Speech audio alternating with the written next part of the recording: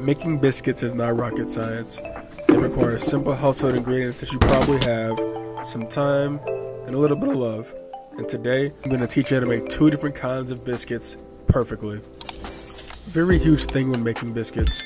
Temperature is everything. If you see a recipe that calls for room temperature ingredients, it's a load of shit. If you have a stainless steel metal bowl, I recommend leaving it in the fridge overnight with your dry ingredients to give it the best possible texture, but it's not necessary. This is no hassle, remember? Many different recipes that I have seen call for letting the dough rest out at room temperature, which is also a load of hoo-ha. I personally learned to always fold and stack dough, and once done with that, it needs to re-chill. It's important to have the fat solid inside of your dough re-solidify in the fridge so that your biscuits are flaky and airy and have nice beautiful pockets of flavor.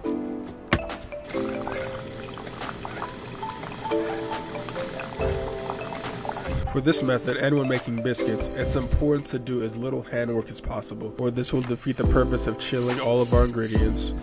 However, for this method, a little bit of work is alright. Just as important is the temperature.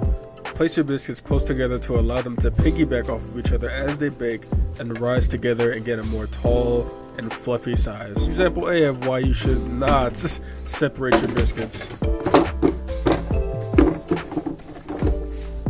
Don't ever let me find out that you bought biscuits from KFC or a can of Pillsbury after you watched, learned, and made their recipe better than they ever could.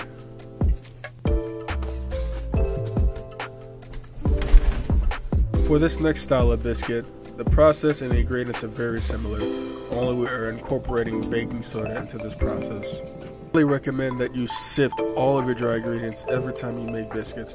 A, because you do not want to find huge clumps of flour or take a bite out of one when you actually do put your biscuits into bake.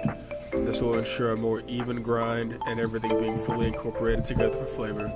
If you do not have buttermilk for this recipe, that's quite alright. If you would like to and you don't have it on hand, use some milk and a little bit of lemon juice to incorporate that same flavor.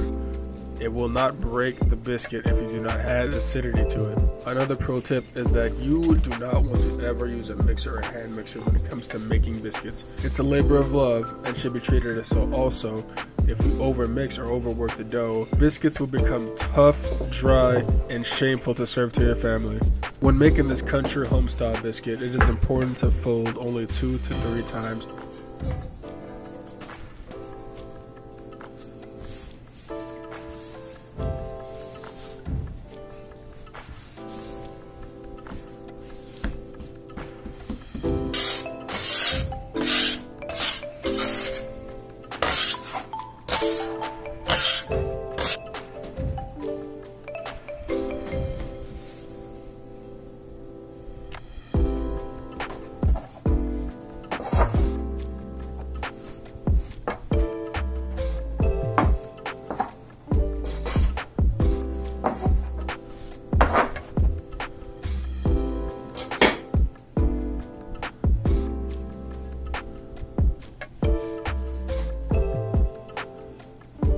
Unlike our last biscuit dough that was smooth, this homestyle should come out crumbly while holding its shape.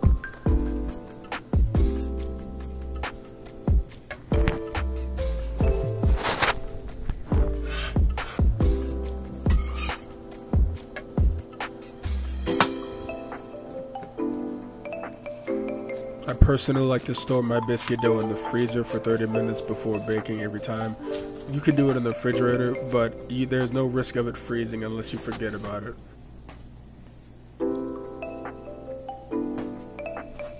When it comes to butter, some people like to omit it, some people like to go heavy.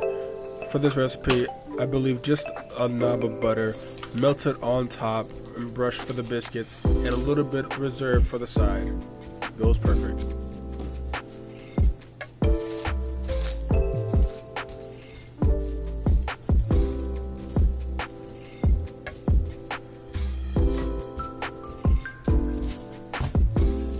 I cut my biscuits into triangles, honestly just because it's all I remember doing in culinary school, but I believe it yields a nice shape when it comes out cooked, easier to separate, and it looks nice on a plate.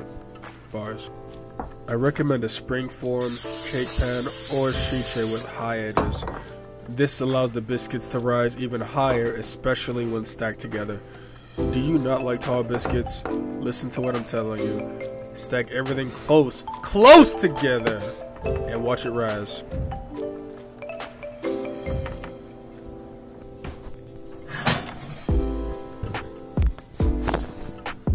ASMR biscuit tapping. ASMR biscuit tapping. ASMR biscuit tapping. The Homestyle biscuit comes out with a much crispier and golden brown exterior. The inside is much chewier and has some twang from the buttermilk if you chose to add acidity, unlike our first method, which promotes a much more taller, softer, and airier cake dense-like texture. Both delicious, great served with butter. Unless you're obsessed with Hawaiian rolls for the holidays, you're gonna make these biscuits every time, I guarantee you. If you found this video helpful, you learned something, you're gonna make this at home for your family and never let them buy Pillsbury biscuits again. Leave a like, comment, and subscribe. Also, go ahead and blow my DMs with pictures of biscuits. I mean actual biscuits though, okay? And make sure you go on my website and check out my new cookbook, Me's Anxiety. Download to your phone today and make your kitchen look so clean that you can just take a nap right there on the table. Peace.